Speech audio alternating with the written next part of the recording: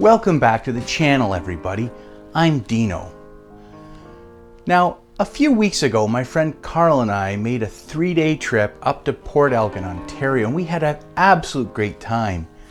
The only challenge that I was having was my left-hand rear turn signal kept shorting out. At first, I thought it was a bulb. I just burnt a filament out. But it really turned out that it's an intermittent short that I think is up here, either inside the pod or close to it. Probably something's worn out and it's grounding. Today, I'm going to try to trace that out and see if we can't fix it and make the bike reliable again. So why don't you sit back, grab yourself something cold to drink, and enjoy Dino's Tinker Shed. Did I tell you I'm really not that fond of wiring? Anyway, let's get to it.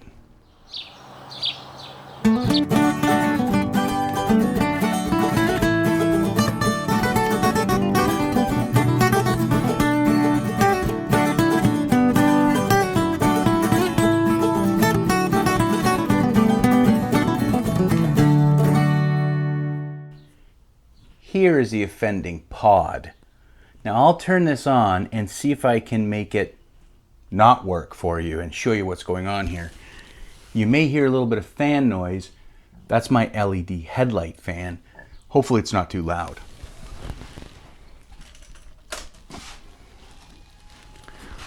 Right now, I actually have the turn signal on and it's flashing really fast on the front. I'll see if I can make it work here. And it's gonna be, there we go. All right, so I am not sure exactly where this thing is shorting out, but it's definitely shorting out. So it'll run good, then it goes out. I think it's pretty tight right here. I have a feeling probably one of the wires is damaged. I'll see if I can take this pod off, get it up on the bench, and then we'll see if we can't fix it. This is the problem with older bikes, but this is also what makes them fun. All right, let's get this thing off and get it up on the bench.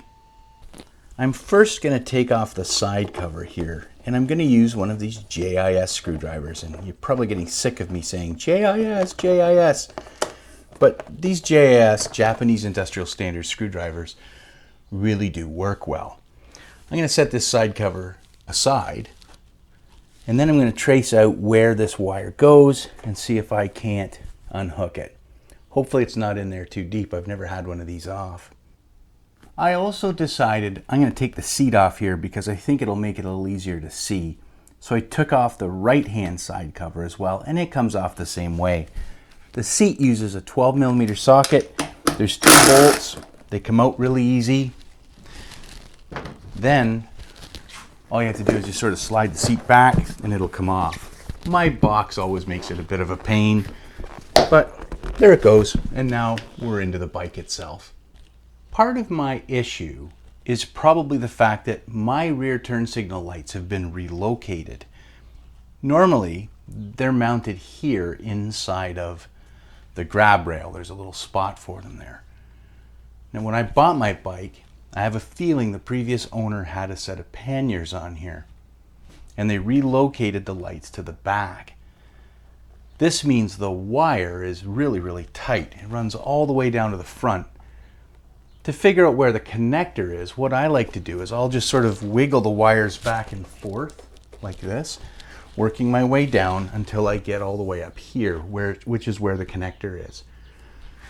I'm going to undo the connector, see if I can pull it back through and take the whole pod assembly off, and that way I can get a better look inside of it and see just exactly where the problem is. I may need to lengthen the wires a little bit, I'm not sure. Let's start by disconnecting it and seeing how easy it is to get it out. The actual wiring harness ends here in this small connector above the rectifier. And to get this off, it's pretty easy. I'm just going to grab a hold of the black end and then lift up this little lever on the gray end. It pops right out. It's pretty easy. It's really tempting at this point to just sort of pull the wire through and get the pod off and get it on the bench and get it fixed. And you can absolutely do that. The challenge comes when you go to put that light pod back in it can be a little bit challenging to route it through the frame exactly the way it came out. That's where I'm going to use this, which is just a little bit of kitchen string. I'll tie that onto the connector, and as I pull the wire out of the bike, the string will follow it through.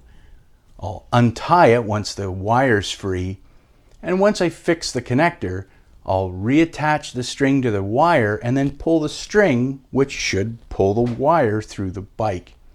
It's a little trick that I learned from some of the mechanics at work who are extremely helpful. If you can ever make friends with mechanics, best thing you can ever do. And just a little trick that I want to pass on to you. So I'm going to do that right now. I'm just going to use a clove hitch on here. I'm going to tell you right now, if you don't know how to tie knots, it's a good thing to learn how to do. And I think I'll throw another half hitch on there just for good measure. What I'm going to do next is there's a small nut on the back here that takes a 14mm wrench, and I'm going to loosen that off. The way these things are held in is the wire and the nut and everything has to come off, and then the pod should pull out. Let's just see if I'm right on that. I'm just going to give it a little wiggle here and see if it'll pop out. There we go.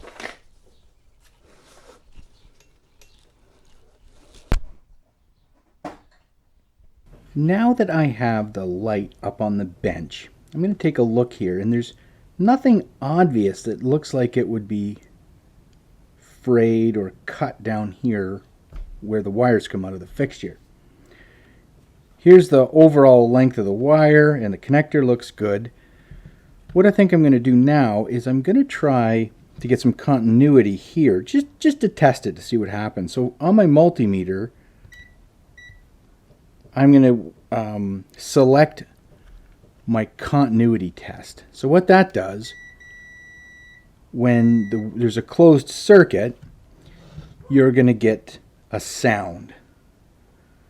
This should, and I know the bulb is good, this should register if it's a closed circuit. You can see I'm getting, there we go, I'm getting some, but I bet if I wiggle this thing around a little bit, it'll actually stop working. Let's see. Polarity doesn't really matter here. Yeah, see, so now it's closed. So there's something wrong inside the housing itself. What I'll do is I'll put this away, and then we'll take apart the housing and see what's inside there. The lens cap itself is held on in the back with 3 Phillips style fasteners. These aren't Phillips though, they're actually JIS screws because they are on a Japanese motorcycle. JIS, Japanese Industrial Standard. That's this right here. And you can buy these on Amazon or all over the place if you just type in JIS screwdrivers. What's funny though is this is one time where I have found Phillips to actually work better. These don't seem to be really high quality screws or screw heads in these. And I actually found this Milwaukee brand Phillips #1 to work way better. I'm going to use this drill just to get these out. I wouldn't recommend putting them in with the drill. They're very fragile, or at least the plastic is. But for these, you can see how much pressure I need to put on them to keep them from camming out. There's 3 of them in here. The JIS actually works even worse. I couldn't believe it. But once you get them unthreaded, I come in here with this little JIS, and you can see this one just slips on there quite hard, or quite easily, I should say. There we go. And what you'll see is there's actually 2 different sized screws in here. The back 2 are a little bit longer than the front one, even though the front plastic has a longer standoff. I'm just going to put all of these aside. There we go. You can see there's a little bit of corrosion here, but I don't think that's our main problem. These 1156 bulbs come out really easy. They're under spring pressure here. You can kind of see how they push in. You basically push in and turn them counterclockwise, and the bulb itself comes out. These two little prongs here hold it within the socket. To get the socket out, this little metal piece has to come off first. Pretty easy. I'll probably clean that little bit of rust up. And here is our socket itself. You can see the little spring-loaded area down in there, the center contact, and the little grooves that those pins ride in. To get the actual socket assembly out, I'm going to pry this metal piece right here, and it'll come out like that. And I'm going to push the wire in, which will further push the socket out. And here we can see our problem. We have a broken wire, which means we're going to have to solder this. These are pretty nice, nicely built actually, if you really look at it. I'm just going to slide this down so we can get a better look here. But they actually have a sealing rubber piece to keep them watertight. And they're fairly well made. In here, you can see where this wire was soldered. We'll clean that up. And I think this might actually fit in there. I'm not sure. I think this might go through here.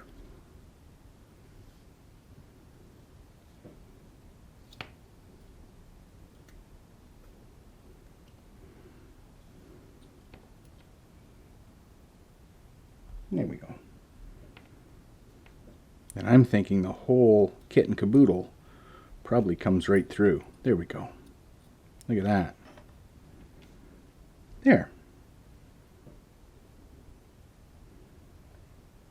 Oh yeah, you can definitely see the solder right here. There might even be a hole there. I think there is. There's probably a hole that the wire went through, it bent over, and then got soldered on there. I'll heat up the soldering iron. I'll see if I can get that old solder off of there and clean that up. I have just lightly clamped this little piece of steel here in a set of vice grips, and I didn't even really clamp it. I just screwed the jaws shut, and I'm kind of using it like a finger vise almost. I'm going to see if this is heated up enough yet to actually lift the solder off there. Let's have a look and see. Oh yeah, it's working. I'm going to use a little bit of wire here to act almost like solder braid. So I'm going to heat the back side here until it starts to heat up. There we go. It should transfer the heat through fairly quickly. When it starts to get shiny, I'll apply this little copper to it, and it should suck that. There we go. See that? The hole's now exposed. Now I can just feed this wire through and bend it over at 90 degrees like that. And the process is going to be now adding a little bit of solder wire to that fitting. Let's see if I can do that here. Alright, I am going to use my third hand here to hold that in place while I solder it. Let's see how this goes.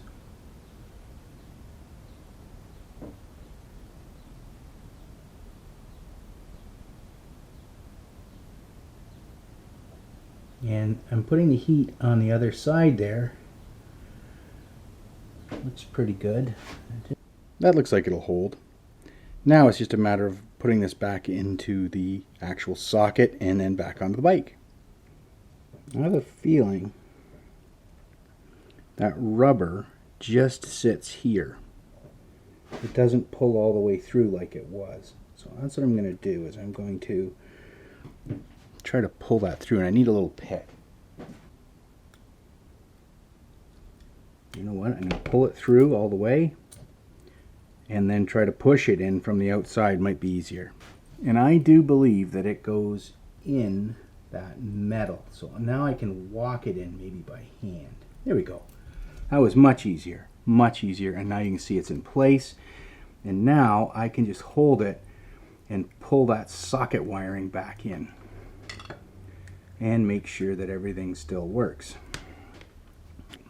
I have my 12-volt battery source coming in here, and I have it plugged into the socket with that little tiny cotter pin that I've cut off. And this ground wire is hooked up. Now I'm going to touch it in there and see if that bulb lights up. Look at that. It's perfect. I think we've got it fixed. Now all we have to do, put the socket back into the pod, reassemble the pod, and then put the pod back on the bike. It's funny, a lot of things today you just can't fix them no matter what. This was actually quite repairable. I was quite pleased with it.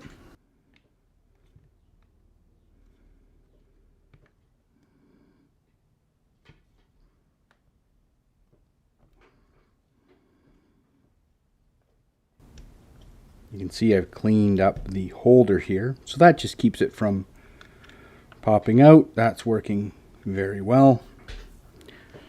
Put the cover on. You do not want to over tighten these. I realize I am using a drill here.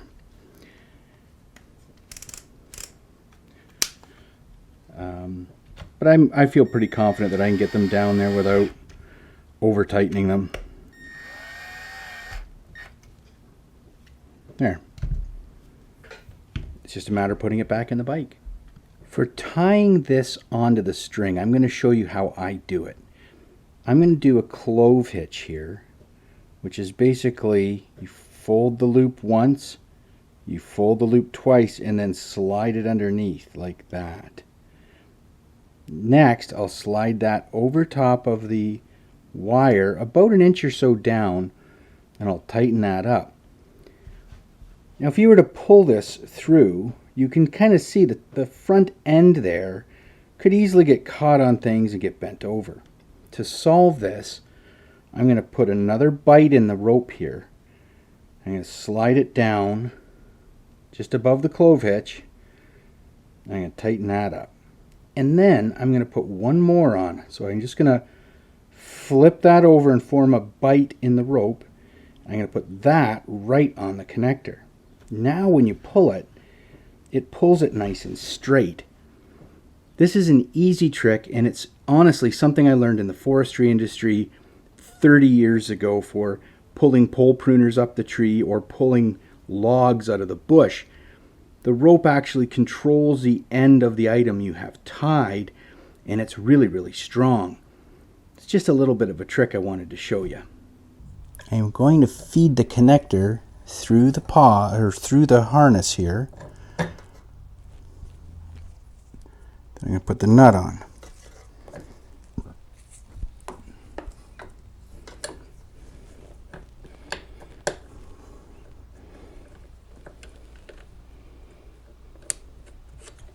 It's easy.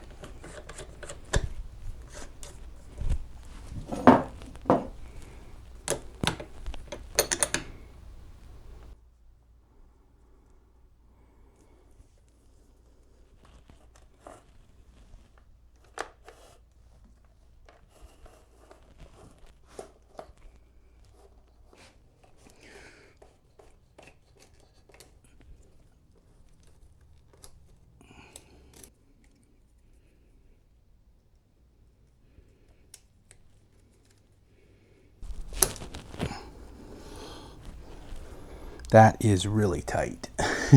Hopefully that'll work. There's not a lot of extra slack in this cable. There we go, a little bit. There. Let's test it. This is the moment of truth right here. We're gonna see if this works. So I'll turn the light on. Look at that. Other one's working. Beautiful, we're back in business. That's great. I couldn't be happier. That wraps up this project, fixing the light socket on my turn signal on my Suzuki DR650. This really was not a hard project. Anybody can do this just with a few tools. 14mm wrench, a screwdriver, and a soldering iron, and you could do the same thing I did today. It is a little bit frustrating because it's small parts, and in fact, at one point I took a break and went in the house and grabbed something cold to drink and then came out and finished the video. If you did like the video, please leave me a comment down below and let me know what you thought about it. And if you liked it, by all means, like and please subscribe if you wouldn't mind. For now, I'm going to get the side panels back on and get the seat back on there and get out and do a bit of riding. And I hope that you have the opportunity to do the same thing. Until next time though, I'm Dino. I'll see you soon here on Dino's Tinker Shed. Just a couple more things to do. Bye for now.